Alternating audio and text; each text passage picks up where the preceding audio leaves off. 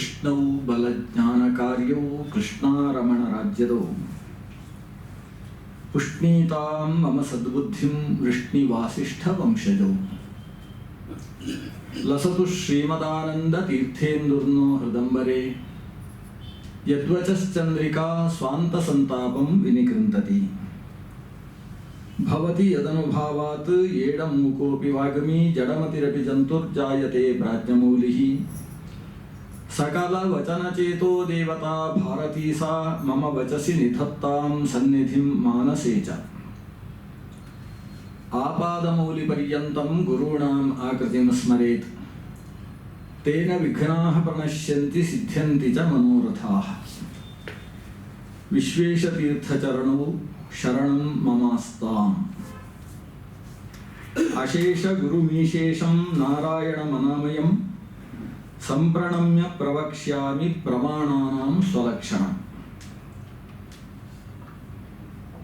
ಇವತ್ತು ನಾವು ನೋಡ್ತಾ ಇರುವ ಮಧ್ವಾಚಾರ್ಯರ ಗ್ರಂಥ ಪ್ರಮಾಣ ಲಕ್ಷಣ. ಪ್ರಕರಣ ಗ್ರಂಥಗಳಲ್ಲಿ ವಿದ್ಯಾರ್ಥಿಗಳಿಗೆ ಪಾಠ ಮಾಡುವಾಗ ಮೊದಲು ಪಾಠ ಮಾಡ್ತಾ ಇದ್ದಂತಹ ಗ್ರಂಥ. ಯಾವುದೇ ವಿಷಯವನ್ನು ಅರ್ಥ ಮಾಡಿಕೊಳ್ಳಬೇಕಾದರೆ ಪ್ರಮಾಣದ ಮೂಲಕ ಅರ್ಥ ಮಾಡಿಕೊಳ್ಳಬೇಕು. ಪ್ರಮೇಯ ಜ್ಞಾನಕ್ಕೆ ಕಾರಣ ಮುಖ್ಯ ಉಪಕಾರಕವಾಗಿರುವಂತಹದ್ದು ಪ್ರಮಾಣ. ಪ್ರಮಾಣ ಅಂದರೆ ಏನು ಅನ್ನುವುದನ್ನು ತಿಳಿಸುವ ಗ್ರಂಥ ಪ್ರಮಾಣ ಲಕ್ಷಣ. ಕಣ್ಣಿಗೆ ಕಾಣುವ ವಸ್ತುಗಳನ್ನು ಕಣ್ಣಲ್ಲಿ ನೋಡಿ ಇದು ಹೀಗೆ ಅಂತ ತಿಳ್ಕೊಳ್ಬಹುದು. ಕಾಣದೇ ಇದ್ದ ವಸ್ತುಗಳನ್ನು ಲಕ್ಷಣ ಮುಖೇನ ತಿಳಿಸುವುದು. ಕಣ್ಣಿಗೆ ಕಾಣುವ ವಸ್ತುಗಳಲ್ಲೂ ಕೂಡ ಎದುರಿಗೆ ಕಾಣುವ ವಸ್ತುವನ್ನು ಕಣ್ಣಿನಿಂದ ತಿಳ್ಕೊಳ್ಬಹುದು. ಅಂಥದೇ ವಸ್ತುಗಳು ಸಾವಿರಾರು ಪ್ರಪಂಚದಲ್ಲಿದ್ದಾಗ ಅವೆಲ್ಲವನ್ನೂ ತಿಳಿಯುವುದಕ್ಕೆ ಲಕ್ಷಣದ ಮೂಲಕವೇ ತಿಳ್ಕೊಳ್ಬೇಕು. ಎದುರುಗಡೆ ಒಂದು ಪ್ರಾಣಿ ಇದ್ದರೆ ಆ ಪ್ರಾಣಿಯನ್ನು ಕಣ್ಣಲ್ಲಿ ನೋಡಿ ತಿಳ್ಕೊಳ್ತೇವೆ. ಆದರೆ ಅಂಥದೇ ಪ್ರಾಣಿ ತುಂಬ ಇರಬಹುದು. ಅದು ಹಸು ಆಗಿರ್ಬೋದು, ಬೆಕ್ಕು ಆಗಿರ್ಬೋದು. ಎದುರಿಗಿದ್ದದ್ದು ನನಗೆ ಜ್ಞಾನ ಬಂತು, ಅದನ್ನು ಬೆಕ್ಕು ಅಂತ ಒಬ್ರು ಹೇಳಿದ್ರು, ಬೆಕ್ಕು ಅಂತ ತಿಳ್ಕೊಂಡೆ. ಆಮೇಲೆ ಅಂಥದ್ದೇ ಬಹಳಷ್ಟು ಪ್ರಪಂಚದಲ್ಲಿದೆ, ಅವೆಲ್ಲವೂ ಬೆಕ್ಕು ಅಂತ ಗೊತ್ತಾಗಬೇಕಾದ್ರೆ ಇಂಥದ್ದು ಬೆಕ್ಕು ಅಂತ ಮೊದಲೊಂದು ಜ್ಞಾನ ಬರಬೇಕು. ಇಂಥದ್ದು ಬೆಕ್ಕು ಅಂತ ಹೇಳಿದ್ರೆ 4 ಕಾಲು 1 ಬಾಲ ಉಳ್ಳದ್ದು ಬೆಕ್ಕು ಅಂತ ಆದರೆ ಹಸು ಬೆಕ್ಕು ಯಾಕಲ್ಲ ಅಂತ ಪ್ರಶ್ನೆ ಬರ್ತದೆ.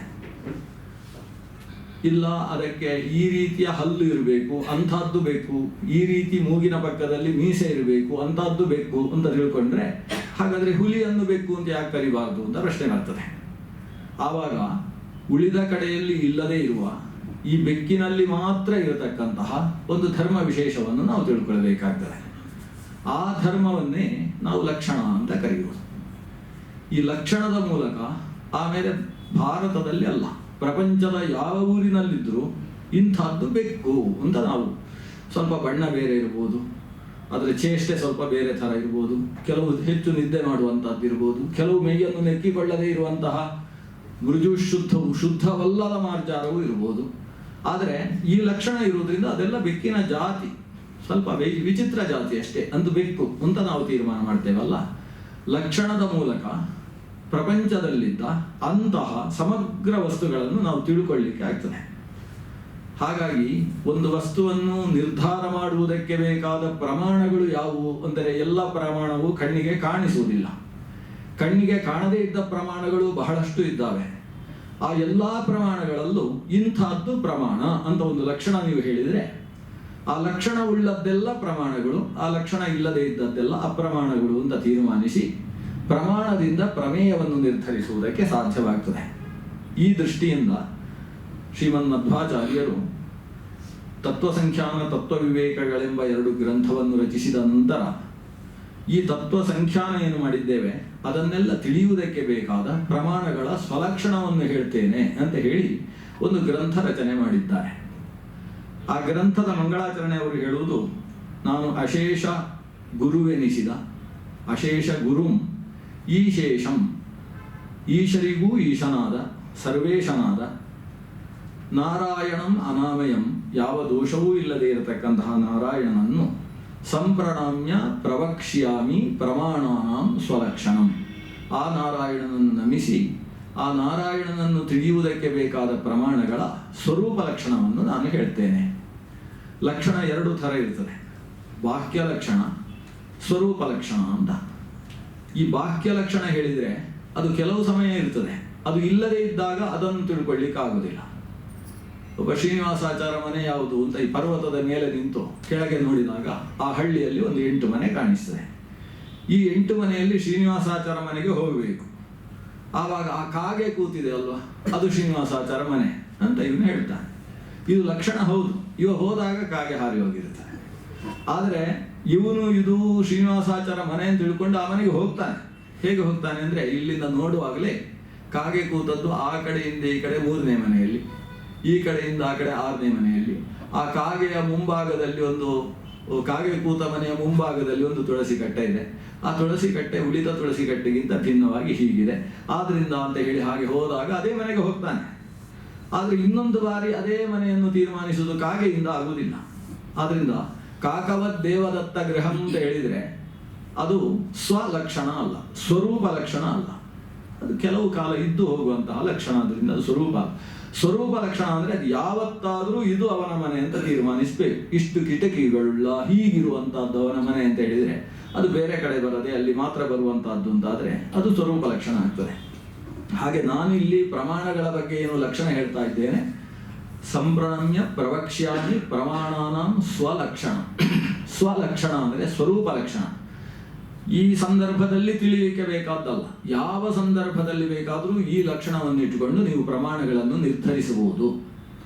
ಒಟ್ಟಿನಲ್ಲಿ ನಾವು ಗ್ರಂಥದ ಒಳಗೆ ಪ್ರವೇಶ ಮಾಡುವುದಾದರೆ, ಪ್ರಮಾಣದ ಸ್ವರೂಪ ಲಕ್ಷಣದ ನಿರೂಪಣೆ ಮಾಡುವ ಗ್ರಂಥ, ಒಂದು ಚೌಕಟ್ಟಿನಲ್ಲಿರುವ ಗ್ರಂಥ. ಎಷ್ಟು ಪ್ರಮಾಣಗಳು, ಪ್ರಮಾಣ ಅಂದರೆ ಏನು, ಆ ಪ್ರಮಾಣಗಳನ್ನು ಅವಶ್ಯ ಅಂಗೀಕರಿಸಬೇಕು. ಯಾಕೆ? ಇದು ಬಿಟ್ಟು ಕೆಲವರು ಪ್ರಮಾಣ ಅಂತ ಹೇಳ್ತಾರಲ್ಲ, ಅದನ್ನು ನಾವು ಪ್ರಮಾಣ ಅಂತ ಒಪ್ಪಬಹುದು. ಒಪ್ಪುವುದು ಹೌದಾದರೆ ನಾವು ಹೇಳುವ ಸಂಖ್ಯೆ ಹೇಗೆ ಸರಿಯಾಗ್ತದೆ, ಅದನ್ನು ಹೇಳಿದ್ದರಲ್ಲೇ ಸೇರಿಸುವುದಕ್ಕೆ ಸಾಧ್ಯವೋ? ಪ್ರತ್ಯೇಕ ಪ್ರಮಾಣ ಅಂತಾದರೆ ಹೇಗೆ ಅದನ್ನು ಪ್ರಮಾಣ ಅಂತ ಅಂಗೀಕರಿಸಬೇಕು? ಇವೆಲ್ಲದರ ವಿಮರ್ಶೆ ಇರತಕ್ಕಂತಹ ಗ್ರಂಥ ಇದು. ಬಹಳ ಸುಲಭವಾದ ಗ್ರಂಥ. ಯಾಕಂದರೆ ಪ್ರಾರಂಭದಲ್ಲಿ ಶಿಷ್ಯರಿಗೆ ಪ್ರಮಾಣ ಲಕ್ಷಣ ಪಾಠ ಮಾಡುವ ಕ್ರಮ ಇತ್ತು. ಟೀಕಾಕೃತ್ಪಾದರು ಪ್ರಮಾಣ ಪದ್ಧತಿ ಅಂತ ಒಂದು ಗ್ರಂಥವನ್ನು ರಚಿಸಿದ್ದಾರೆ. ಈ ಪ್ರಮಾಣ ಪದ್ಧತಿಗೆ ಆಧಾರ ಗ್ರಂಥ ಪ್ರಮಾಣ ಲಕ್ಷಣ. ಪ್ರಮಾಣ ಲಕ್ಷಣ ಆಚಾರ್ಯರ ಗ್ರಂಥ, ಪ್ರಮಾಣ ಪದ್ಧತಿ ಟೀಕಾಕೃತ್ಪಾದರ ಸ್ವತಂತ್ರ ಗ್ರಂಥ. ಪ್ರಮಾಣ ಲಕ್ಷಣಕ್ಕೂ ಟೀಕಾಕೃತ್ಪಾದರು ಟೀಕೆಯನ್ನು ರಚಿಸಿದ್ದಾರೆ. ಪ್ರಮಾಣ ಲಕ್ಷಣದ ಟೀಕೆ ಮತ್ತು ಪ್ರಮಾಣ ಪದ್ಧತಿ ತುಂಬ ಹತ್ತಿರ. ಈ ಸಟೀಕ ಪ್ರಮಾಣ ಲಕ್ಷಣವನ್ನು ಓದಿದವ ಪ್ರಮಾಣ ಪದ್ಧತಿಯನ್ನು ಅಧ್ಯಯನ ಮಾಡಬೇಕಾದ ಅವಶ್ಯಕತೆ ಇಲ್ಲ. ಆದರೆ ಪ್ರಮಾಣ ಲಕ್ಷಣ ಅಧ್ಯಯನದಲ್ಲಿ ಒಂದು ಕ್ಲೇಶ ಇದೆ. ಏನಂದರೆ, ನಾವು ಆಚಾರ್ಯರ ಮೂಲವನ್ನು ಓದಬೇಕು, ಮೂಲಕ್ಕೆ ಅನುಗುಣವಾಗಿ ಟೀಕೆಯನ್ನು ಓದಿ ಟೀಕೆಯಿಂದ ಮೂಲವನ್ನು ಅರ್ಥ ಮಾಡಿಕೊಳ್ಳಬೇಕು. ಆಚಾರ್ಯರ ಟೀಕೆಯಲ್ಲಿ ಪ್ರಾರಂಭದಲ್ಲಿ ಯಾವುದಿದೆ, ನಂತರದಲ್ಲಿ ಯಾವುದಿದೆ, ಅದಕ್ಕೆ ಅನುಗುಣವಾಗಿ ಆಚಾರ್ಯರ ಗ್ರಂಥಕ್ಕೆ ಟೀಕಾಕೃತ್ಪಾದರು ಟೀಕೆಯನ್ನು ರಚಿಸಿಕೊಂಡು ಹೋಗಿದ್ದಾರೆ. ಹೀಗೆ ಟೀಕಾ ರಚನೆ ಮಾಡ್ತಾ ಹೋದಂತಹ ಜಯತೀರ್ಥರಿಗೆ ಅನಿಸಿದ್ದೇನು ಅಂದರೆ, ಬಾಲ್ಯದ ವಿದ್ಯಾರ್ಥಿಗಳಿಗೆ ಪಾಠ ಹೇಳಬೇಕಾದ ವಿಷಯ ಅಲ್ಲ ಇದು. ಆದ್ದರಿಂದ ಆಚಾರ್ಯರು ಈ ಗ್ರಂಥವನ್ನು ತುಂಬ ಸೂಕ್ಷ್ಮವಾಗಿ ಬರೆದಿದ್ದಾರೆ. ಜೊತೆಗೆ ಗೊತ್ತಿದ್ದವರಿಗೆ ಅರ್ಥವಾಗುವುದಕ್ಕೆ, ಹೆಚ್ಚು ಗ್ರಹಣ ಆಗುವುದಕ್ಕೆ ಅನುಕೂಲವಾಗುವ ರೀತಿಯಲ್ಲಿ ಈ ಗ್ರಂಥ ಇದೆ. ಬಾಲಕರಿಗೆ ಪಾಠ ಹೇಳುವುದಕ್ಕೆ ಕಷ್ಟ ಆಗ್ತದೆ. ಆದ್ದರಿಂದ ಬೇರೆ ಬೇರೆ ಗ್ರಂಥದಲ್ಲಿ ಹೇಳಿದ ಯಾವ ಯಾವ ವಿಷಯವನ್ನು ಇಲ್ಲಿ ಸೇರಿಸಿದರೆ ಮಕ್ಕಳಿಗೆ ಸುಲಭವಾಗ್ತದೋ ಅಂಥದ್ದನ್ನು ಸೇರಿಸಿ, ಈ ಮೂಲಕ್ಕೆ ಅನುಗುಣವಾಗಿ ವ್ಯಾಖ್ಯಾನ ಅಂತ ಬಿಟ್ಟು ಒಂದು ರೀತಿ ಪ್ರಬಂಧ, ಒಂದು ಉಪನ್ಯಾಸ, ಪ್ರಮಾಣದ ಬಗ್ಗೆ ಒಂದು ಉಪನ್ಯಾಸ ಮಾಡು. ಅದರಲ್ಲಿ ಕೊನೆಗೆ ಹೇಳಿದ್ದನ್ನು ಮೊದಲು ಬೇಕಾದರೂ ಹೇಳ್ಬೋದು, ಮೊದಲು ಹೇಳಿದ್ದನ್ನು ಮಧ್ಯದಲ್ಲಿ ಬೇಕಾದರೂ ಹಾಕ್ಬೋದು. ಮಕ್ಕಳಿಗೆ ಗ್ರಹಣ ಆಗುವುದಕ್ಕೆ ಯಾವ ಅನುಭವಿ ವಿಶೇಷವನ್ನು ಅನುಸರಿಸಿದರೆ, ಯಾವುದಾದ್ಮೇಲೆ ಯಾವುದು ಹೇಳಿದರೆ ಅನುಕೂಲ ಆಗ್ತದೋ ಆ ಕ್ರಮದಲ್ಲಿ ಒಂದು ಹೇಳುವ ಗ್ರಂಥ ರಚನೆ ಮಾಡಬೇಕು ಅಂತ ಟೀಕಾಕೃತ್ಪಾದರು ತೀರ್ಮಾನಿಸಿ ಪ್ರಮಾಣ ಪದ್ಧತಿಯನ್ನು ರಚಿಸಿಕೊಟ್ಟದ್ದು. ಇದರಲ್ಲಿ ಏನಿದೆಯೋ ಅದೇ ಅಲ್ಲಿರುವುದು, ಆದರೆ ಆನುಕೂಲಿ ಬೇರೆ ಬೇರೆ. ಇಲ್ಲಿ ಪ್ರಮಾಣಗಳಿಗೆ ಲಕ್ಷಣ ಹೇಳುವಾಗ ಆಚಾರ್ಯರು ಯಥಾರ್ಥಂ ಪ್ರಮಾಣ ಅಂತ ಶುರು ಮಾಡ್ತಾರೆ. ಬೇರೆ ಉಳಿದವರು ಪ್ರಮಾಣ ಅನ್ನುವುದಕ್ಕೆ ಏನೇನು ಲಕ್ಷಣ ಹೇಳಿದ್ದಾರೆ ಅದನ್ನೆಲ್ಲ ಇಲ್ಲಿ ನಿರಾಕರಿಸುವುದಿಲ್ಲ, ಕೊನೆಗೆ ನಿರಾಕರಿಸ್ತಾರೆ. ಜಯತೀರ್ಥರು ಪ್ರಮಾಣ ಪದ್ಧತಿಯಲ್ಲಿ ಮೊದಲು ಪ್ರಮಾಣ ಅನ್ನೋದಕ್ಕೆ ಬೇರೆ ಬೇರೆಯವರು ಏನೇನು ಲಕ್ಷಣ ಹೇಳಿದ್ದಾರೆ, ಅದು ಯಾಕೆ ಸರಿಯಲ್ಲ, ತಪ್ಪು ಯಾಕೆ ಅಂತ ಹೇಳಿ ಆಚಾರ್ಯರು ಹೇಳಿದ ಲಕ್ಷಣ ಇದೇ ಸರಿ ಅಂತ ಆ ರೀತಿ ನಿರೂಪಿಸಿಕೊಂಡು ಹೋಗ್ತಾರೆ. ಒಟ್ಟು ಆ ಆನುಪೂರ್ವಿಯಲ್ಲಿ ವ್ಯತ್ಯಾಸ ಇದೆ. ಮಕ್ಕಳಿಗೆ ಸುಲಭಗ್ರಾಹ್ಯವಾಗುವ ಕ್ರಮದಲ್ಲಿ ಪ್ರಮಾಣ ಪದ್ಧತಿ ಇದೆ. ಆ ಪ್ರಮಾಣ ಪದ್ಧತಿಗೆ ಬೇಕಾದ ಮೂಲ ವಿಷಯಗಳನ್ನೆಲ್ಲ ಕೊಡುವ ಗ್ರಂಥ ಅದು ಆಚಾರ್ಯರದ್ದು ಪ್ರಮಾಣ ಲಕ್ಷಣ ಅನ್ನುವ ಗ್ರಂಥ. ಗ್ರಂಥದ ಒಳಗೆ ಪ್ರವೇಶ ಮಾಡೋಣ. ಆಚಾರ್ಯರು ಶುರು ಮಾಡುವ ಶಬ್ದ ಮಂಗಳ ಶ್ಲೋಕ ಆದ ಕೂಡಲೇ ಶುರು ಮಾಡುವುದು ಯಥಾರ್ಥಂ ಪ್ರಮಾಣಂ, ಹೀಗೆ ಶುರು ಮಾಡ್ತಾರೆ. ಪ್ರಮಾಣ ಲಕ್ಷಣ ಗ್ರಂಥ ವಾಕ್ಯ ರೂಪ ಅಂದರೆ ಗದ್ಯ ರೂಪ ಹೊರತು ಪದ್ಯ ರೂಪ ಅಲ್ಲ. ಹೇಗೆ ಉಪಾಧಿ ಖಂಡನ ಗ್ರಂಥ ಇದೆಲ್ಲ ಪದ್ಯ ರೂಪದಲ್ಲಿದೆಯೋ ಹಾಗೆ ಇದು ಪದ್ಯ ರೂಪವಾದ ಗ್ರಂಥ ಅಲ್ಲ, ಗದ್ಯ ರೂಪವಾದ ಗ್ರಂಥ. ಪ್ರಮಾಣ ಅಂದರೆ ಏನು? ನಾನು ಕೂಡ ಆಚಾರ್ಯರ ವಾಕ್ಯವನ್ನು ಅನುಸರಿಸಿ ಇಲ್ಲಿ ಅದರ ಪರಿಚಯ ಮಾಡಿಕೊಡುವುದಿಲ್ಲ, ಒಟ್ಟು ಸಮಗ್ರತೆಯ ದೃಷ್ಟಿಯಿಂದ ಪರಿಚಯ ಮಾಡಿಕೊಡ್ತೇನೆ. ಯಥಾರ್ಥಂ ಪ್ರಮಾಣ ಅಂದರೆ ಸರಿಯಾದ ವಿಷಯವನ್ನು ತಿಳಿಸುವಂತಹದ್ದು ಪ್ರಮಾಣ. ನಿಜವಾಗಿ ಯಥಾರ್ಥಂ ಪ್ರಮಾಣಂ ಅಂದರೆ ಸರಿಯಾದ ವಿಷಯವನ್ನು ತಿಳಿಸುವಂತಹದ್ದು ಅಂತ ಅರ್ಥ ಅಲ್ಲ, ಸರಿಯಾದದ್ದರ ತಿಳಿವು ಅದು ಪ್ರಮಾಣ, ಹೀಗೆ ಅರ್ಥ ಆಗ್ತದೆ. ಯಥಾರ್ಥಂ ಅಂದರೆ ಯಥಾರ್ಥವಾದದ್ದು ಪ್ರಮಾಣ ಅಂತ. ಯಥಾರ್ಥವಾದದ್ದು ಅಂದ್ರೆ ಏನು? ಸರಿಯಾದದ್ದು ಅದು ಪ್ರಮಾಣ. ಸರಿಯಾದದ್ದು ಅಂತ ಹೇಳಿದ್ರೆ ಈಗ ಈ ವಾಚ್ ಇದು ಸರಿಯಾಗಿದೆ, ಹಾಗಾದ್ರೆ ಇದನ್ನು ಪ್ರಮಾಣ ಅಂತ ಕರಿಬೇಕು ನಾವು. ಯಾಕೆ ಇದರಲ್ಲಿ ಯಾವುದೇ ರೀತಿಯ ದೋಷ ಇಲ್ಲ, ಎಲ್ಲ ಕರೆಕ್ಟ್ ಆಗಿದೆ, ಇದನ್ನು ಪ್ರಮಾಣ ಅಂತ ಕರಿಬೇಕು. ವಾಚನ್ನು ಪ್ರಮಾಣ ಅಂತ ಕರೆಯೋಲ್ಲ. ಮತ್ತೆ ವಾಚಿನ ಮೂಲಕ ನನಗೆ 5 ಗಂಟೆಯಾಯಿತು ಅಂತೇನು ಕಾಣಿಸ್ತಾ ಉಂಟಲ್ಲ, ಈ 5 ಗಂಟೆ ಅನ್ನುವ ಜ್ಞಾನವೂ ಪ್ರಮಾಣ. 5 ಗಂಟೆಯಾಯಿತು ಎಂಬ ಜ್ಞಾನವನ್ನು ಯಾವುದು ಹುಟ್ಟಿಸಿತೋ ಅದು ಪ್ರಮಾಣ. ಹಾಗಾದ್ರೆ ಪ್ರಮಾಣ ಅನ್ನುವುದಕ್ಕೆ 2 ಅರ್ಥ ಇದೆ. ಈಗ ಒಂದು ಸರಿಯಾದ ಜ್ಞಾನ, ಮತ್ತೊಂದು ಸರಿಯಾದ ಜ್ಞಾನವನ್ನು ಹುಟ್ಟಿಸಿತು. ಮೊದಲು ಪ್ರತ್ಯಕ್ಷವನ್ನು ನಾವು ಪ್ರಮಾಣ ಅಂತ ಹೇಳ್ತೇವೆ, ಎಲ್ರಿಗೂ ಗೊತ್ತಿರುವ ವಿಷಯ. ಪ್ರತ್ಯಕ್ಷವು ಪ್ರಮಾಣ ಅಂದರೆ, ಪ್ರತ್ಯಕ್ಷ ಅಂದರೆ ಏನು? ಪ್ರತ್ಯಕ್ಷ ಅಂತ ಹೇಳಿದ್ರೆ ಇಂದ್ರಿಯಗಳು, ಇಂದ್ರಿಯಗಳನ್ನು ಪ್ರತ್ಯಕ್ಷ ಅಂತ ಕರಿತೇವೆ. ಜೊತೆಗೆ ಇಂದ್ರಿಯಗಳಿಂದ ಹುಟ್ಟಿದ ಜ್ಞಾನವನ್ನು ಪ್ರತ್ಯಕ್ಷ ಅಂತ ಕರಿತೇವೆ. ನನಗೆ ಈ ಪುಸ್ತಕವು ಪ್ರತ್ಯಕ್ಷವಾಗಿದೆ, ನನಗೆ ಪುಸ್ತಕದ ಪ್ರತ್ಯಕ್ಷ ಜ್ಞಾನ ಇದೆ ಅಂದ್ರೆ ಪ್ರತ್ಯಕ್ಷ ಯಾವುದು? ಜ್ಞಾನ ಪ್ರತ್ಯಕ್ಷ ಜ್ಞಾನ ಇದೆ ಅಂತ ಜ್ಞಾನವನ್ನು ಪ್ರತ್ಯಕ್ಷ ಅಂತ ಕರಿತೇವೆ. ಜೊತೆಗೆ ನನಗೆ ಈ ಪುಸ್ತಕದ ಜ್ಞಾನ ಬಂದದ್ದು ಕಣ್ಣಿನಿಂದ, ಅದರಿಂದ ಈ ಕಣ್ಣನ್ನು ಪ್ರತ್ಯಕ್ಷ ಅಂತ ಕರಿತೇವೆ. ಶಬ್ದ ಒಂದೇ ಆದರೆ ಅರ್ಥ ಬೇರೆ. ಪ್ರತ್ಯಕ್ಷ ಅಂದ್ರೆ ಕಣ್ಣು ಅಂದ್ರೆ ಏನರ್ಥ? ಯಥಾರ್ಥ ಜ್ಞಾನವನ್ನು ಹುಟ್ಟಿಸುವಂತಹದ್ದು. ಪ್ರತ್ಯಕ್ಷ ಅಂತ ಹೇಳಿದ್ರೆ ಪುಸ್ತಕ ಜ್ಞಾನ, ಇಲ್ಲಿ ಪ್ರತ್ಯಕ್ಷ ಅಂದ್ರೆ ಯಥಾರ್ಥ ಜ್ಞಾನ. ಹೀಗೆ ಬೇರೆ ಬೇರೆ ಅರ್ಥದಲ್ಲಿ ಒಂದೇ ಶಬ್ದ ಇದ್ದಾಗ ನಮಗೆ ಕೆಲವು ಸಲ ಸಂಕೀರ್ಣತೆ ಉಂಟಾಗ್ತದೆ. ಆದರೆ ಆ ಶಬ್ದ 2 ಅರ್ಥದಲ್ಲೂ ಬಳಸಲ್ಪಡ್ತದೆ. ಪ್ರತ್ಯಕ್ಷಂ ಅಂದ್ರೆ ಇಂದ್ರಿಯ ಅಂತಲೂ ಅರ್ಥ ಇದೆ, ಪ್ರತ್ಯಕ್ಷಂ ಅಂದ್ರೆ ಇಂದ್ರಿಯದಿಂದ ಜನ್ಯವಾದ ಜ್ಞಾನ ಅನ್ನುವ ಅರ್ಥವೂ ಇದೆ. ಈ ಇಂದ್ರಿಯದಲ್ಲಿ ಏನಾದರೂ ದೋಷ ಇದ್ರೆ ಅಥವಾ ವಸ್ತುವಿನಲ್ಲಿ ಏನಾದರೂ ದೋಷ ಇದ್ರೆ ಆವಾಗ ಈ ಜ್ಞಾನ ತಪ್ಪಾಗ್ತದೆ, ಬಂದ ಜ್ಞಾನ ತಪ್ಪಾಗ್ತದೆ. ಕಣ್ಣಿನಲ್ಲಿ ದೋಷ ಇರುವುದಂದ್ರೆ ಒಂದು ಕಾಮಾಲೆ ದೋಷ ಇದೆ ಅಂತ ಅನ್ಕೊಳ್ಳು. ಅರಶಿನ ಕಾಮಾಲೆ ಅಂತ ಒಂದಿದೆ, ಇನ್ನೊಂದು ರಕ್ತ ಕಾಮಾಲೆ ಅಂತ ಮತ್ತೊಂದಿದೆ. ರಕ್ತ ಪಿತ್ತಿಮ, ಪೀತ ಪಿತ್ತಿಮ ಅಂತ 2 ದೋಷಗಳು ಆಯುರ್ವೇದ ಶಾಸ್ತ್ರದಲ್ಲಿ ಪ್ರಸಿದ್ಧವಾದದ್ದು. ಅವನಿಗೆ ಪೀತ ಪಿತ್ತಿಮ ಇತ್ತು ಅಂತ ಆದ್ರೆ, ಪೀತ ಪಿತ್ತಿಮ ಅಂತ ಹೇಳಿದ್ರೆ ಕಣ್ಣಿನಲ್ಲಿ ಪಿತ್ತ ಜಾಸ್ತಿ ಆಗೋದು. ಪಿತ್ತ ಜಾಸ್ತಿಯಾಗಿ ಕಣ್ಣೆಲ್ಲ ಅರಿಶಿಣ ಆಗ್ತದೆ, ಶರೀರವೆಲ್ಲವೂ ಅರಿಶಿಣ ಬಣ್ಣಕ್ಕೆ ತಿರುಗುತ್ತದೆ. ಯಾವಾಗ ಕಣ್ಣಿನಲ್ಲಿ ಪಿತ್ತ ಜಾಸ್ತಿ ಆಯಿತು ಆವಾಗ ಆ ಕಣ್ಣಿಗೆ ಪಿತ್ತವೆಂಬ ದ್ರವ್ಯ ಅದು ಆಚ್ಛಾದಕವಾಗಿ ಕೂತಿರುವುದರಿಂದ ಕಣ್ಣಿನಿಂದ ಬೆಳಕು ಹೊರಗೆ ಹೋಗಬೇಕಾದ್ರೆ ಆ ಬೆಳಕಿನ ಜೊತೆಗೆ ಪಿತ್ತದ ಪೀತವರ್ಣವು ಕೂಡ ಹೊರಗೆ ಬರ್ತದೆ.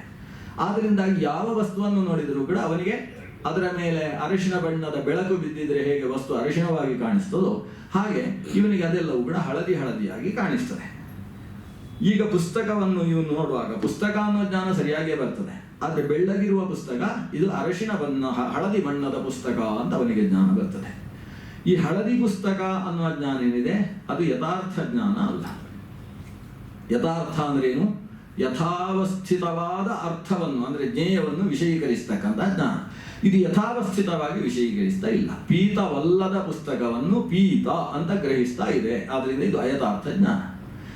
ಈ ಅಯಥಾರ್ಥ ಜ್ಞಾನವನ್ನು ಹುಟ್ಟಿಸಿದು ಕಣ್ಣು, ಆದ್ರಿಂದ ಕಣ್ಣನ್ನು ಇಲ್ಲಿ ನಾವು ಪ್ರತ್ಯಕ್ಷ ಅಂತ ಕರೆಯೋಲ್ಲ, ಹುಟ್ಟಿದ ಜ್ಞಾನವನ್ನು ಕೂಡ ಪ್ರತ್ಯಕ್ಷ ಅಂತ ಕರೆಯುವುದಿಲ್ಲ, ಅದು ಅಯಥಾರ್ಥ ಜ್ಞಾನ. ಆದ್ರಿಂದ ಅರ್ಥಾತ್ ಪ್ರಮಾಣ ಅಲ್ಲ. ಈಗ ಈ ಅಯಥಾರ್ಥ ಜ್ಞಾನ ಹುಟ್ಟುವುದಕ್ಕೆ ಕಾರಣ ಯಾವುದು? ಇಂದ್ರಿಯದಲ್ಲಿರುವ ದೋಷ. ಇಂದ್ರಿಯದಲ್ಲಿ ಇರುವ ಪೀತ ಅನ್ನುವ ರೋಗ, ಆ ರೋಗವೆಂಬ ದೋಷ ಏನಿದೆ ಆ ಕಾರಣದಿಂದ ಇವನಿಗೆ ತಪ್ಪು ಜ್ಞಾನ ಹುಟ್ಟಿದೆ. ಹಾಗಾದ್ರೆ ಕೇವಲ ಇಂದ್ರಿಯವು ಪ್ರಮಾಣ ಅಲ್ಲ, ನಿರ್ದುಷ್ಟವಾದ ಇಂದ್ರಿಯವು ಪ್ರಮಾಣ. ಹೀಗೆ ಪ್ರಮಾಣ ಸ್ವರೂಪವನ್ನು ನಾವು ನಿರೂಪಣೆ ಮಾಡಬೇಕು. ಸರಿ, ಇಂದ್ರಿಯ ಏನೋ ನಿರ್ದುಷ್ಟವಾಗಿದೆ, ಕಣ್ಣೆಲ್ಲ ಸರಿ ಇದೆ, ಆದರೆ ಪುಸ್ತಕವನ್ನು ತಂದು ಕಣ್ಣಿಗೆ ತಾಗಿಸಿಟ್ಟಿದ್ದಾರೆ ಅಂತ ಅನ್ಕೊಳ್ಳ. ಕಣ್ಣಿಗೆ ಪುಸ್ತಕ ತಾಗಿ ಇದ್ರೆ ನಿಮಗೆ ಪುಸ್ತಕದ ಜ್ಞಾನ ಬರಲ್ಲ. ಆನೆಯ ಜ್ಞಾನ ಬರಬೇಕು. ಹೇಗೆ ಬರಬೇಕು? ಅಷ್ಟು ದೂರದಲ್ಲಿ ಆನೆ ಇದ್ರೆ ಆನೆಯ ಜ್ಞಾನ ಸರಿಯಾಗಿ ಬರ್ತದೆ. ಆನೆ ಹತ್ತಿರ ಬಂದು ಕಣ್ಣು ತೆರಿಬೇಕಾದ್ರೆ ಕಣ್ಣಿಗೆ ತಾಗಿಕೊಂಡೆ ಆನೆ ನಿಂತಿದ್ರೆ ಅದು ಆನೆ ಅಂತ ಗೊತ್ತಾಗಲ್ಲ, ಏನೋ ಗೋಡೆ ಅಂತ ಗೊತ್ತಾಗುತ್ತೆ ಅಷ್ಟೇ. ಹಾಗಾದ್ರೆ ಇಲ್ಲಿ ಸರಿಯಾದ ಜ್ಞಾನ ಬರದೇ ಇರುವುದು ಯಾಕೆ? ಕಣ್ಣೆಲ್ಲ ಸರಿಯಾಗಿದೆ, ಸರಿಯಾಗಿದ್ರೂ ವಸ್ತುವಿನ ಸರಿಯಾದ ಜ್ಞಾನ ಬರುವುದಿಲ್ಲ. ಯಾಕೆ? ಅದು ಅರ್ಥದಲ್ಲಿ ದೋಷ ಇರುವುದು, ಇಂದ್ರಿಯದಲ್ಲಿ ದೋಷ ಅಲ್ಲ.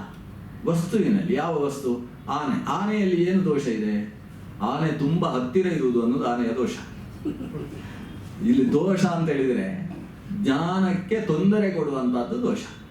ಕೆಲವೊಂದು ತುಂಬಾ ಹತ್ತಿರದಲ್ಲಿದ್ರೆ ಜ್ಞಾನಕ್ಕೆ ತೊಂದರೆ ಆಗ್ತದೆ, ಕೆಲವೊಂದು ತುಂಬಾ ದೂರದಲ್ಲಿದ್ರೆ ಜ್ಞಾನಕ್ಕೆ ತೊಂದರೆ ಆಗ್ತದೆ, ಕೆಲವೊಮ್ಮೆ ಅದಕ್ಕೆ ಅಡ್ಡವಾಗಿ ಹೊಗೆಯೋ ಮತ್ತೊಂದೋ ಇದ್ರೆ ಆಗ ಜ್ಞಾನಕ್ಕೆ ತೊಂದರೆ ಆಗುತ್ತೆ. ಇದೆಲ್ಲ ದೋಷ ಅಂತ ಕರೆಸಿಕೊಳ್ತದೆ.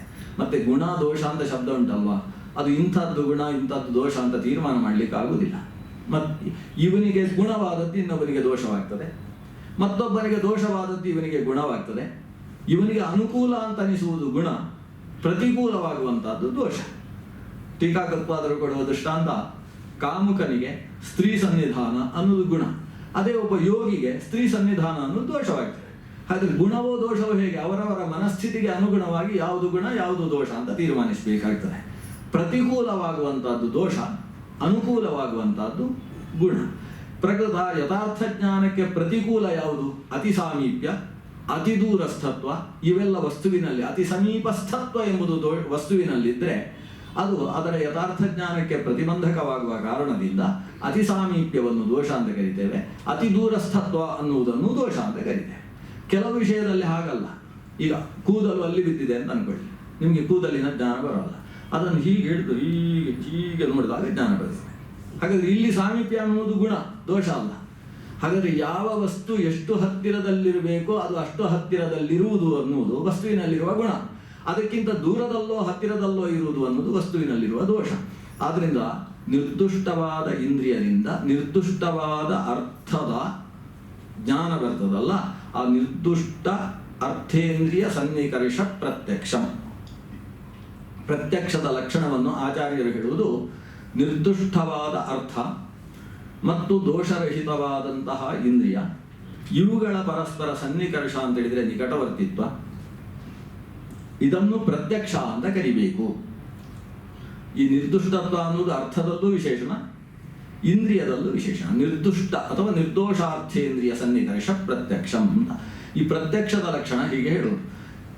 ಈ ಪ್ರತ್ಯಕ್ಷ, ಅನುಮಾನ, ಆಗಮ ಅಂತ ಮೂರೇ ಪ್ರಮಾಣ. ಒಟ್ಟು ಯಥಾರ್ಥ ಜ್ಞಾನವನ್ನು ಹುಟ್ಟಿಸುವಂತಹ ಪ್ರಮಾಣಗಳು ಎಷ್ಟು ಸಿದ್ಧಾಂತದಲ್ಲಿ ಅಂತ ಕೇಳಿದರೆ 3 ಪ್ರಮಾಣಗಳು. ಅನೇಕರು ಅನೇಕ ಪ್ರಮಾಣಗಳನ್ನು ಹೇಳಿದ್ದಾರೆ. ಹೆಚ್ಚು ಪ್ರಸಿದ್ಧಿಯಲ್ಲಿರುವುದು 8 ಪ್ರಮಾಣಗಳು ಪ್ರಸಿದ್ಧಿಯಲ್ಲಿದ್ದಾರೆ. ಆಚಾರ್ಯರು 3 ಪ್ರಮಾಣಕ್ಕೆ ಮಾತ್ರ ಮಣೆ ಹಾಕ್ತಾರೆ. ನಾವು ನವರತ್ನವನ್ನು ಹೇಳುವಾಗ, ಸಿದ್ಧಾಂತ ನವರತ್ನವನ್ನು ಹೇಳುವಾಗ ಕ್ಯಕ್ಷಾದಿ ತ್ರಿತಯಂ ಪ್ರಮಾಣಂ ಅಖಿಲಾಂ ನಾಯಿಕ ವೇದ್ಯೋ ಹರಿಹಿ ಅಂತ ಹೇಳ್ತೇವೆ. ಅಕ್ಷಾದಿ ತ್ರಿತಯಂ ಪ್ರಮಾಣಂ ಅಂದ್ರೆ ಪ್ರತ್ಯಕ್ಷ, ಅನುಮಾನ, ಆಗಮ ಎಂಬುದಾಗಿ 3 ಪ್ರಮಾಣಗಳು ಇರುವುದು. ಪ್ರತ್ಯಕ್ಷವೂ ಯಥಾರ್ಥ ಜ್ಞಾನಜನಕವಾಗುತ್ತೆ, ಅನುಮಾನವೂ ಯಥಾರ್ಥ ಜ್ಞಾನಜನಕ, ಆಗಮವೂ ಯಥಾರ್ಥ ಜ್ಞಾನಜನಕ. ಇದು ಬಿಟ್ಟು ಬೇರೆ ನಮಗೆ ಜ್ಞಾನವನ್ನು ತಂದುಕೊಡುವ ಸಾಧನ ಇಲ್ಲ, ಇರುವುದು 3 ಇಲ್ಲ. ಇದರಲ್ಲೂ ಕ್ರಮ ಆಚಾರ್ಯರು ಹೇಳಿದ್ದು ಪ್ರತ್ಯಕ್ಷ, ಅನುಮಾನ, ಆಗಮ, ಇದು ಕ್ರಮ. ಯಾಕೆ ಹೀಗೆ ಕ್ರಮ? ಅನುಮಾನ ಪ್ರತ್ಯಕ್ಷ ಆಗಮ ಯಾಕಲ್ಲ, ಅಥವಾ ಆಗಮ ಅನುಮಾನ ಪ್ರತ್ಯಕ್ಷ ಯಾಕಲ್ಲ ಅಂದ್ರೆ ಇದಕ್ಕೆ ಕಾರಣ ಕೊಡುವುದು ಕಡಿಮೆಯಿಂದ ಜಾಸ್ತಿಗೆ ಹೋಗ್ತಾ ಇರುವುದು ನಾವು ಅಂತ. ಆರೋಹಣ ಅವರೋಹಣ ಅಂತ 2 ಕ್ರಮ, ಕಡಿಮೆಯಿಂದ ಜಾಸ್ತಿಗೆ ಹೋಗ್ತಾ ಇರುವುದು. ಪ್ರತ್ಯಕ್ಷದಿಂದ ಜ್ಞಾನ ಬರುವುದು ತುಂಬಾ ಕಡಿಮೆ ವಸ್ತುಗಳದ್ದು, ಅನುಮಾನದಿಂದ ಅದಕ್ಕಿಂತ ಸ್ವಲ್ಪ ಜಾಸ್ತಿ ವಸ್ತುಗಳ ಜ್ಞಾನ ಬರ್ತದೆ, ಆಗಮದಿಂದ ಅದಕ್ಕಿಂತಲೂ ಹೆಚ್ಚು ವಸ್ತುಗಳ ಜ್ಞಾನ ಬರ್ತದೆ. ನಾವು ಅನ್ಕೊಳ್ಳುವುದು ಪ್ರತ್ಯಕ್ಷದಿಂದ ಬರುವಷ್ಟು ಜ್ಞಾನ ಬೇರೆ ಯಾವುದರಿಂದಲೂ ಬರುವುದಿಲ್ಲ ಅಂತ. ಇಲ್ಲಿ ಹಾಗಲ್ಲ, ಪ್ರತ್ಯಕ್ಷದಿಂದ ಕಡಿಮೆ. ಯಾಕಂದ್ರೆ ಪ್ರತ್ಯಕ್ಷದಿಂದ ಎದುರಿಗಿದ್ದ ವಸ್ತುಗಳ ಜ್ಞಾನ ಬರ್ತದೆ, ಹಿಂದೆ ಇದ್ದ ವಸ್ತುಗಳ ಜ್ಞಾನ ಬರುವುದಿಲ್ಲ, ಸನ್ನಿಕರ್ಷ ಆಗದೇ ಇದ್ದ ವಸ್ತುಗಳ ಜ್ಞಾನ ಬರುವುದಿಲ್ಲ. ಅಲ್ಲದೆ ಎದುರಿಗೆ ಇದ್ದರೂ ಮಧ್ಯದಲ್ಲೊಂದು ಪರದೆ ಹಾಕಿದ್ರೆ ಆ ಕಡೆ ಇದ್ದದರ ಜ್ಞಾನ ಬರುವುದಿಲ್ಲ. ಅಲ್ಲದೆ ವರ್ತಮಾನದಲ್ಲಿ ಯಾವುದಿದೆ ಅದರ ಜ್ಞಾನ ಮಾತ್ರ ಪ್ರತ್ಯಕ್ಷದಿಂದ ಬರ್ತದೆ. ಅತೀತ ಮತ್ತು ಅನಾಗತವಾದದ್ದರ ಜ್ಞಾನ ಪ್ರತ್ಯಕ್ಷದಿಂದ ಬರುವುದಿಲ್ಲ. ಅದರಿಂದ ಪ್ರತ್ಯಕ್ಷದಿಂದ ಜ್ಞಾನ ಬರುವುದು ತುಂಬಾ ನಿಯಮಿತವಾಗಿ, ತುಂಬಾ ಪರಿಮಿತವಾಗಿ, ತುಂಬಾ ಲಿಮಿಟೆಡ್, ಬಹಳ ಕಡಿಮೆ ವಸ್ತುಗಳ ಜ್ಞಾನ ಮಾತ್ರ ಪ್ರತ್ಯಕ್ಷದಿಂದ ಬರ್ತದೆ. ಯಾಕಂದ್ರೆ ಅದಕ್ಕೆ ವ್ಯವಧಾನ ಇರಬಾರ್ದು, ಅಂದ್ರೆ ಗೋಡೆ ಇರಬಾರ್ದು, ಪರದೆ ಇರಬಾರ್ದು, ನೇರ ಕಾಣಿಸೋ ಹಾಗೆ ಇರಬೇಕು. ಮಂಜು ಗಿಂಜು ಬಿದ್ದರೆ ಆ ಕಡೆದ್ದು ಕಾಣಿಸೋಲ್ಲ, ಯಾವ ಪ್ರತಿಬಂಧಕವೂ ಇರಬಾರ್ದು. ಜೊತೆಗೆ ಈ ಕಾಲದಲ್ಲೇ ಇರಬೇಕು. ಹಿಂದಿನ ಕ್ಷಣ ಆದ್ರೂ ಆಗುದಿಲ್ಲ, ಮುಂದಿನ ಕ್ಷಣ ಆದ್ರೂ ಆಗುದಿಲ್ಲ. ಈ ಕ್ಷಣದಲ್ಲಿದ್ರೆ ಮಾತ್ರ ಪ್ರತ್ಯಕ್ಷದಿಂದ ಗ್ರಹಣ ಆಗ್ತದೆ. ಆದ್ರಿಂದ ಪ್ರತ್ಯಕ್ಷದಿಂದ ಗ್ರಾಹ್ಯವಾಗುವ ವಸ್ತುಗಳು ತುಂಬಾ ಕಡಿಮೆ. ಅನುಮಾನದಿಂದ ಹಾಗಲ್ಲ. ಸಕಲ ವನ್ನಿಗಳ ಜ್ಞಾನ, ಭೂತ, ಅತೀತ, ಅನಾಗತ ಎಲ್ಲ ವಸ್ತುಗಳ ಜ್ಞಾನವೂ ಕೂಡ, ಒಂದು ಧೂಮ ಅಂತ ನೀವು ತಗೊಂಡ್ರೆ, ವನ್ನಿ ಅಂತ ತಗೊಂಡ್ರೆ, ಎಲ್ಲದರ ಜ್ಞಾನ ಈ ಕ್ಷಣದಲ್ಲಿ ಅನುಮಾನದಿಂದ ಬರ್ಬೋದು. ಪ್ರತ್ಯಕ್ಷದಿಂದ ಕಣ್ಣಿಗೆ ಕಾಣುವ ವರ್ತಮಾನ ವಸ್ತು ಇದ್ದು ಮಾತ್ರ ಜ್ಞಾನ ಬಂದ್ರೆ, ಅನುಮಾನದಿಂದ ಅತೀತ ಅನಾಗತವಾದ ಸಕಲ ಧೂಮಗಳ, ಸಕಲ ವನ್ನಿಗಳ ಜ್ಞಾನ ನಮಗೆ ಅನುಮಾನದಿಂದ ಬರ್ಬೋದು. ಅದು ಹೇಗೆ ಅಂತೇಳಿ ಸದ್ಯಕ್ಕೆ ಬೇಡ. ಅಂತೂ ಅನುಮಾನಕ್ಕೆ ಅಂಥ ಒಂದು ಸಾಮರ್ಥ್ಯ ಇದೆ. ಮತ್ತೆ ತಡೆ ಇದ್ರೂ ಕೂಡ ಆ ಕಡೆ ಇರುವಂತಹದ್ದು ಯಾವುದು ಅಂತ ಅನುಮಾನದಿಂದ ತಿಳ್ಕೊಳ್ಬೋದು. ನಾವು ಊಹೆ ಮಾಡ್ಬೋದು. ಆ ಕಡೆ ಅದು ಬೊಗಳ್ತಾ ಇದೆ, ಅದರಿಂದ ಆ ಕಡೆ ಇರುವುದು ನಾಯಿ ಅಂತ ಅನುಮಾನದಿಂದ ಬರ್ತಾ ಇರ್ತದೆ. ಆ ಕಡೆ ಇರುವಂತಹದ್ದು ಅಂಬಾ ಅಂತ ಹೇಳ್ತಾ ಇರುವುದರಿಂದ ಅದು ಹಸು. ಅದು ಕೂಡ ಅಂಬಾ ಅಂತ ಹೇಳ್ತದೋ, ಅಂಬೆ ಅಂತ ಹೇಳ್ತದೋ, ಅಂಬೆ ಅಂತ ಹೇಳ್ತದೋ ಅಂತ ನೋಡಿಕೊಂಡು ಅದು ಇಷ್ಟು ವಯಸ್ಸಿನ ಹಸು. ಎಲ್ಲ ನಾವು ಕಣ್ಣಿಗೆ ಕಾಣದೇ ಹೋದರೂ ಕೂಡ ಈ ಕಡೆಯಿಂದ ಅನುಮಾನ ಮಾಡುವುದಕ್ಕೆ ಅವಕಾಶ ಇದೆ. ಆಯ್ತು, ಅನುಮಾನ ಅನ್ನೋದು ಪ್ರತ್ಯಕ್ಷಕ್ಕಿಂತ ಹೆಚ್ಚಿದ್ದನ್ನು ವಿಷೀಕರಿಸ್ತದೆ. ಆದ್ದರಿಂದ ಅದು ಪ್ರತ್ಯಕ್ಷದ ನಂತರದ ಮೆಟ್ಟಿಲಲ್ಲಿ ಅನುಮಾನವನ್ನು ಇಟ್ಟಿದ್ದೇವೆ. ಆಗಮ ಅದಕ್ಕಿಂತ ಹೆಚ್ಚಿನದ್ದು. ಆಗಮ ಅಂದ್ರೆ ಏನು? ಶಬ್ದದಿಂದ ನಾವು ಏನೆಲ್ಲ ಹೇಳಲಿಕ್ಕಾಗುವುದಿಲ್ಲ, ಶಬ್ದದಿಂದ ಏನೆಲ್ಲ ತಿಳಿಲಿಕ್ಕಾಗುವುದಿಲ್ಲ. ವೇದಗಳು, ಪುರಾಣಗಳು, ಇತಿಹಾಸ ಎಲ್ಲ ಗ್ರಂಥಗಳಿಂದ ತಿಳಿಯಲಾಗದೇ ಇದ್ದ ವಿಷಯ ಯಾವುದಿದೆ? ಆದ್ದರಿಂದ ಆಗಮಕ್ಕೆ ವಿಷಯವಾದದ್ದು ಅಪರಿಮಿತ. ಆದ್ದರಿಂದ ಆಗಮ ಎಂಬುದು ನಂತರದ ಸ್ಥಾನವನ್ನು ಹೊಂದುತ್ತೆ. ಹೀಗೆ ಪ್ರತ್ಯಕ್ಷ, ಅನುಮಾನ, ಆಗಮ. ಇದು ಹಾಗಾದ್ರೆ ಎಲ್ಲಕ್ಕಿಂತ ಕಡಿಮೆ ಪ್ರತ್ಯಕ್ಷ, ಎಲ್ಲಕ್ಕಿಂತ ಹೆಚ್ಚು ಆಗಮ. ಇದು ಒಂದು ಸ್ಥಿತಿ. ಆದರೆ ಇನ್ನೊಂದು ಸ್ಥಿತಿಯಲ್ಲಿ ಎಲ್ಲಕ್ಕಿಂತ ಹೆಚ್ಚು ಪ್ರತ್ಯಕ್ಷ. ಆದ್ರಿಂದ ಅದು ಮೊದಲನೇ ಸ್ಥಾನ ಪಡೆದಿದೆ ಹೀಗೆ ಹೇಳ್ಬೋದು. ಯಾಕಂದ್ರೆ ಪ್ರತ್ಯಕ್ಷದಿಂದ ಬರುವ ಜ್ಞಾನ ಅತ್ಯಂತ ಸ್ಫುಟ. ಕಡಿಮೆ, ಎಷ್ಟು ಕಡಿಮೆ ಇದ್ರ ಜ್ಞಾನ ಬೇಕಾದ್ರೂ ಬರಲಿ, ಆದರೆ ಬಂದ ಜ್ಞಾನ